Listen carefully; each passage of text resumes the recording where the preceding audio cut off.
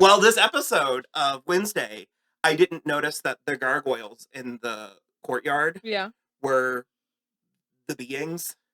And so one of them was a mermaid and one of them was a gorgon. I didn't notice that either. And the mermaid, her tail was wrapped around and she did have a scary face. So I hope we get to see the scary face. Because I wonder if you can hear any of that. Yeah.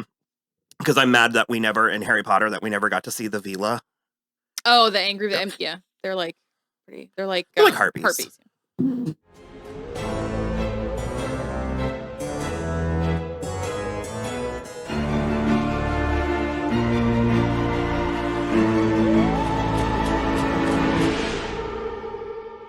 Hello, everybody. I'm Will. And I'm Kristen. And this is So I'm Watching Wednesday, Season 1, Episode 5. You reap what you woe. Sure, it's fine. It's fine. This is a pretty plot-dense show. Yeah. But a lot of the plots are to be expected, so when I'm watching it, I'm like totally following it. But then when it gets to the recapping part, I'm sort of like, and then what happened? So, well, it's Parents' Weekend, so all the parents are there. Oh, I owe Luis Guzman an apology because I even, like, in the same breath, I was talking about the animation, of the comic strip of Morticia, and Gomez in the comic strip is kind of like portly and short pig-nosed. And I was sort of like, you're right, there's something about Raul Julia. He's hardly, it's like a Mark Anthony swagger thing. Sure, he's got like, he's like more suave. Do I need to do this a few more times? Sure. But I find Luis Guzman so appealing. He's charming. And he's such a good actor. And like, one of the first things I ever saw him in was The Count of Monte Cristo. And he's really good in that. I was going to ask you, I was like, what is this? I never knew you were such a The Count of Monte Cristo, and then he's really good in Out of Sight. And then Waiting. Yeah. He's in Waiting. He's very funny in Waiting. I've just seen him in so many things. He's sort of like Is he the one that's in that episode of Community? Yeah. Where they have to film the commercial? Yeah, he is like their celebrity get, is that he went to Greendale Community College. Right. I also, that's the thing too, is I think he's such a good sport for stuff. Like it's sort of similar to the way that like Danny Trejo, where he just like, he found his niche and he's like, that's what I'm doing. And he's got like hundreds of credits on IMDb. I mean, he's leaning into it. This is a great Gomez. I love the like smarmy mustache and the one dead tooth. Yeah, and, it's like, so good. And I do remember, and I do love how much Gomez and Morticia are in love with each other. Yeah. And even, what is her name? Frump? I don't love that. Morticia Frump, yeah. I wasn't the biggest fan of that, but so yeah, it's Parents' Week. They come to visit, and they're flashing back to this mystery with whether or not Gomez killed Garrett? Yeah, Graves, I think, or Gates. Garrett Gates. We don't know the Gates family. No one else is a Gates, right? None of the kids. No, I don't believe. They were normal. Okay. Yeah. And basically, spoilers, cutting right to the end, his father was trying to make him poison the kids. Yeah. And also he was stalking Morticia. He was sort of obsessed with her, and she was so nice to him that he thought she was interested, even though she was with Gomez. I'm having so much fun. And I think Catherine Zeta-Jones is great. I think she's right doing a really good job. Because I love that Morticia, she literally says in this episode, she says something about like given my sunny disposition or something. And I just love the reality where she can be considered the dove. Yeah. And she because she's nice. Yeah. And I was like, actually, no, that checks. They're showing all their work. Well, she's nice and she's sweet and she's devoted to her husband and her children. And I mean, I don't know, it suits for me. She's beautiful. And she's super beautiful. And I do love also, like, we are kind of cutting to the end, but I do like that she is a dove to Wednesday's Raven, where like they have the same gift, but it's branched in different directions. I think it's really interesting. She basically was like, because of our your disposition can alter or shade the gift, it. And she was like, and to Wednesday, she was like, you being the darker one, is going to have a harder time. Yeah. And also you can go insane. Yeah. And it's making I don't think Goody Adams is going to be a great mentor. I think Goody Adams might be a bit tricky. Yeah, we'll see. But I like all of the Wednesday and Morticia stuff is making me feel a lot of feelings about my dead mom. There's a lot of mom and daughter. It's so nice. It's really cute. It's nice because all 3 girls had mom issues in this episode. Woo! Enid's mom. She's trying to send her to conversion camp. So it's not a perfect metaphor. No, I know. For me, but it's not. Because I'm so curious about what happens at werewolf conversion camp. Like, what do they do to you? But we're getting into the True Blood logic where I'm like, what specifically is the metaphor here? Hold on, wait a minute. I'm missing something. So, but yeah, and I do love that Enid was like, no, I'm not going to any of these places. And if I'm meant to like become a full wolf, then I will, and it'll be in my time on my own terms. And then her dad was like, yay. It was really cute. Her dad was really cute. I picked up on the fact that she was very bubbly and very cute. But I guess I didn't think about that in contrast with other werewolves. Yeah.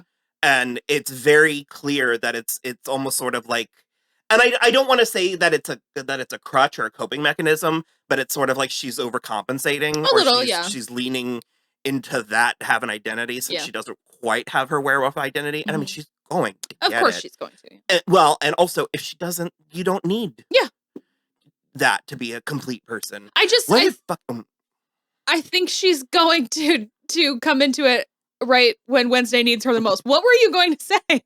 Bianca's mother, when she was like, come back to a real family.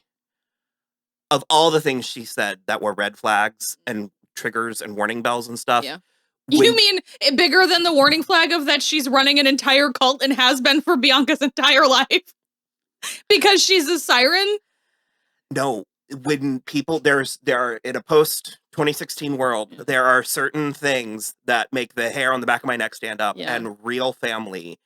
Ooh. I also, like, that definitely triggers for me as well, because it's just, like, I've always sort of been there, and it's always been a trope I really enjoyed, but, like, the last few years in my real life, I've really come down super hard on, like, found family. Like, just because you share blood with someone or someone birthed you doesn't mean they're worth your time.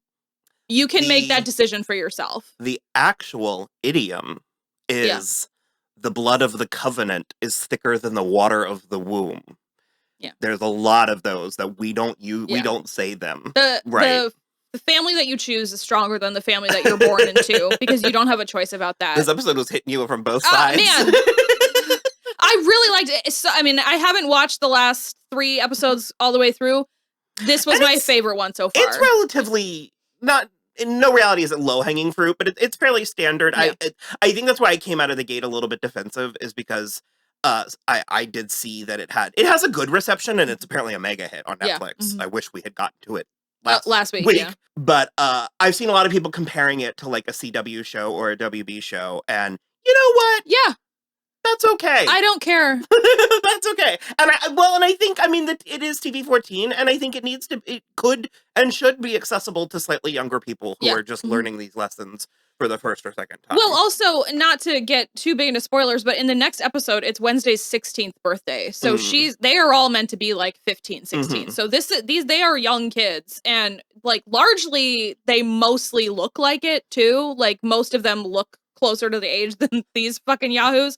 But I agree with you. I like it. I think, and so I was talking to Trevor too, and I was like, I think you'd really like Wednesday. Oh, he'd love. And he was like, do you think it's okay for Emma? Because his daughter's 10. And I was like, it's a little spooky and it's a little gross, but I think it would be okay. And he basically was like, I just don't want there to be any overt sexuality. And I was like, no. I was like, 2 boys have a crush on her, but like, she's 10. That's a little young for like, for that. She can't watch Riverdale. I was watching Splash when I was 6 years old. That's not overtly sexual. Splash is overtly sexual. No. Yes, it is. Yes, it is. I think it's in a way that it would fly over. Statue of Liberty has come to symbolize hope for naked women everywhere. That's not overtly There's a lot of sex jokes but in I think a lot of that flies right over a kid's head. I can see her vagina. when she jumps over the fence. I think a lot of it. That does it. Flies over a kid's head. My point was that I think that this is appropriate it's TV 14, but I think you can go younger. Certainly a 12-year-old, I would say. All of my experience with children. Yeah. I'm up to here with children. I did tell him, I was like, I don't know how to answer that completely because I don't have to censor my own content, so I don't know, but probably. We mentioned Bianca's mother, that she's sort of like running a cult. She said that the sirens can lose their powers. Yeah, I don't know if it's like because she's been using it to like dupe so many people, or if it happens to every siren. It struck me as like a talent, like singers can lose their voice, and like So she's been overusing it. Yeah, if you're not responsible or whatever. I don't know who Gideon is or what his... They did go straight. She went straight to the wrong people are starting to ask questions about like the money. And I was just like, oh God. It was like really intense. She also inferred that Bianca's scamming Nevermore. Yeah, I don't... Did she just mean like by pretending to be better than she is? Because apparently her name's Brandy. But yeah, Brandy Joy or something. I don't know. That was all a little bit strange because she clearly is a siren, or like it's not like she's just like a normal person trying to go to the school. Maybe then maybe there's something deeper, or maybe she's pretending to be posh when she's not. Yeah, maybe. I don't know. Xavier's dad didn't come because he's too famous, I guess. And then I guess we met Eugene's moms at the hospital. He has a hard time making friends. Yeah. He's a little overeager. Yeah, but he's just weird and young. As a former overeager, weird young boy, you can learn. A few Wednesday Addams can help bring you. Wednesday harvested honey for him, and Rob was so sweet. And she's like leaving Thing to look out for him. It's very sweet. We started with the murder, and now to go back to it. So, Gomez had confessed to killing Garrett to protect Morticia because she believed that she had killed him. She struck the blow. Yeah.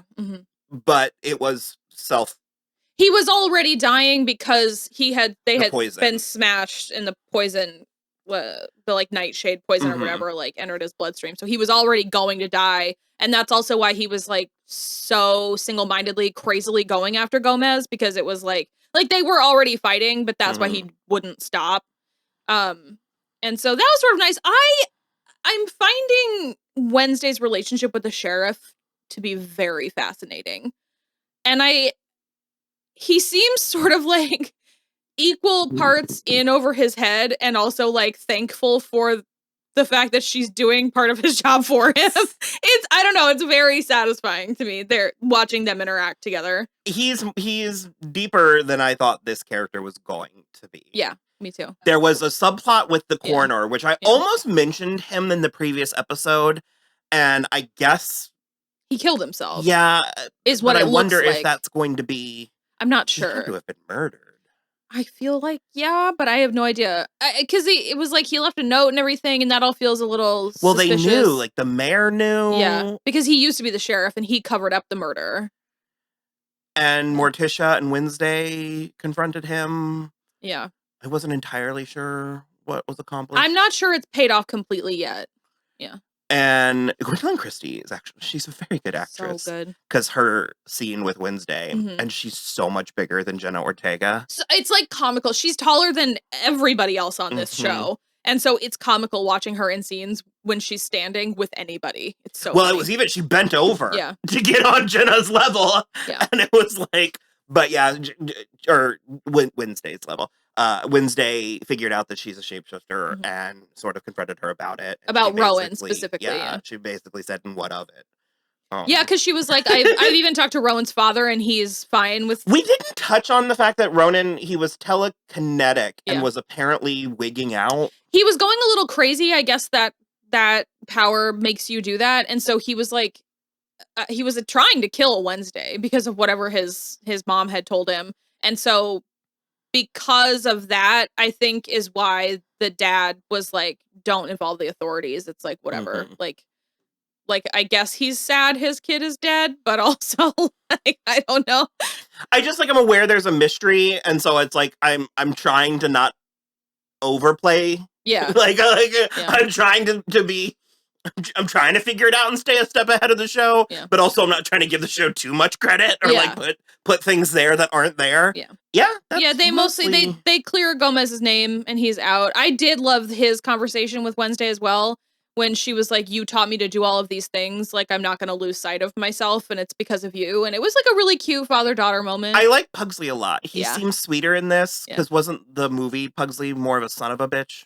I don't remember. I need to watch those again. Yeah, I always thought he was supposed to be kind of just like a scamp, kind of, but I'm not sure.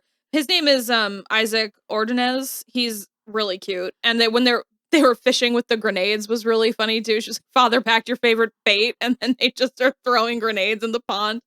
I don't know. They attempted to go to family therapy. It didn't go well. Yeah.